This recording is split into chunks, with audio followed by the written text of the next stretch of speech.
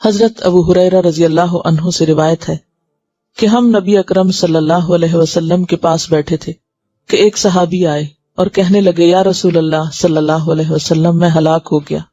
نبی اکرم صلی اللہ علیہ وسلم نے پوچھا کیا بات ہے؟ اس نے کہا میں روزے کی حالت میں بیوی سے صحبت کر بیٹھا ہوں۔ رسول اللہ صلی اللہ علیہ وسلم نے پوچھا کیا تو ایک غلام آزاد کر سکتا ہے؟ اس نے کہا نہیں۔ نبی اکرم صلی اللہ علیہ وسلم نے پھر دریافت کیا کیا 2 ماہ کے مسلسل روزے رکھ سکتے ہو؟ اس نے کہا نہیں۔ نبی اکرم صلی اللہ علیہ وسلم نے پھر پوچھا کیا 60 مسکینوں کو کھانا کھلا سکتے ہو؟ اس نے عرض کیا نہیں۔ نبی اکرم صلی اللہ علیہ وسلم نے فرمایا اچھا بیٹھ جاؤ۔ نبی اکرم صلی اللہ علیہ وسلم تھوڑی دیر رکے، ہم بھی اسی حالت میں بیٹھے تھے کہ نبی اکرم صلی اللہ علیہ وسلم کی خدمت میں کھجور کا ایک عرق لایا گیا۔ عرق بڑے ٹوکرے کو کہا جاتا ہے۔ نبی صلی اللہ علیہ وسلم نے فرمایا مسئلہ پوچھنے والا کہاں ہے؟ اس نے عرض کیا میں حاضر ہوں۔ نبی اکرم صلی اللہ علیہ وسلم نے فرمایا یہ کھجوریں لے جاؤ اور صدقہ کر دو۔ اس نے عرض کیا یا رسول اللہ صلی اللہ علیہ وسلم کیا صدقہ اپنے سے زیادہ محتاج لوگوں کو دوں؟ واللہ مدینہ کی ساری آبادی میں کوئی گھر میرے گھر سے زیادہ محتاج نہیں۔ رسول اللہ صلی اللہ علیہ وسلم ہنس دیے یہاں تک کہ نبی اکرم صلی اللہ علیہ وسلم کی ڈاڑیں نظر آنے لگی۔ نبی اکرم صلی اللہ علیہ وسلم نے فرمایا اچھا جاؤ اپنے گھر والوں کو ہی کھلا دو۔ اسے بخاری اور مسلم نے روایت کیا ہے۔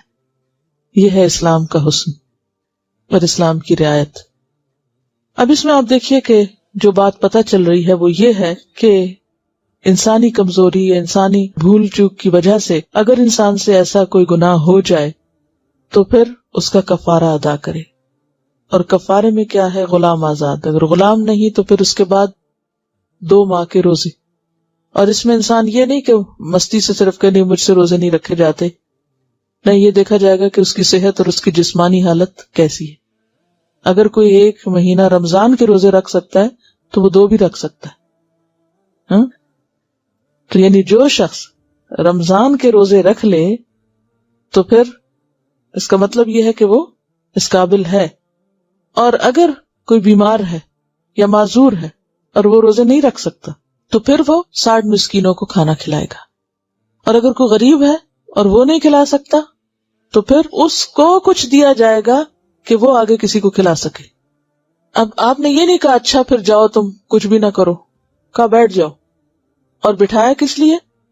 کہ کوئی اس کی مدد کی جائے تاکہ وہ اپنا کفارہ ادا کر سکے، کیونکہ روزے کی عبادت اتنی اہم عبادت ہے کہ یہ نہیں کہ ایسے ہی انسان جان بوجھ کے توڑ دے، اس کو مذاق میں توڑ دے یا کسی وجہ سے یا مستی میں، اور پھر اس کے بعد کہ نہیں وہ تو فلاں صحابی نے ایسا کیا تھا، انہوں نے کچھ بھی نہیں کیا تھا تو میں بھی کچھ نہیں کر۔ نہیں، اس سب کے پیچھے وجہ ہے، کیونکہ انتہائی فقیر شخص تھا، لہٰذا غلام کہاں سے آزاد کرتا؟ کھانے کو نہیں ملتا تھا، اتنا کمزور ہوگا کہ 2 مہینے کے روزے بھی نہیں رکھ سکتا، اور پھر 60 مسکینوں کو کھانا کہاں سے کھلاتا جس کے اپنے گھر کھانا نہیں۔ لیکن پھر ایسے شخص کے لیے کیا کیا جائے کہ دوسرے اس کی مدد کریں تاکہ وہ اپنا کفارہ ادا کرے۔ اور پھر جب کفارہ ادا کرنے کے لیے اس کو مال دیا گیا، کھجوریں دی گئی، اور اسے کہا گیا کہ اب اس کو غریبوں پہ یا فقیروں پہ تقسیم کرو، تو اتفاق یہ تھا کہ سب سے زیادہ فقیر بھی وہ خود ہی تھا، اس کے گھر والے۔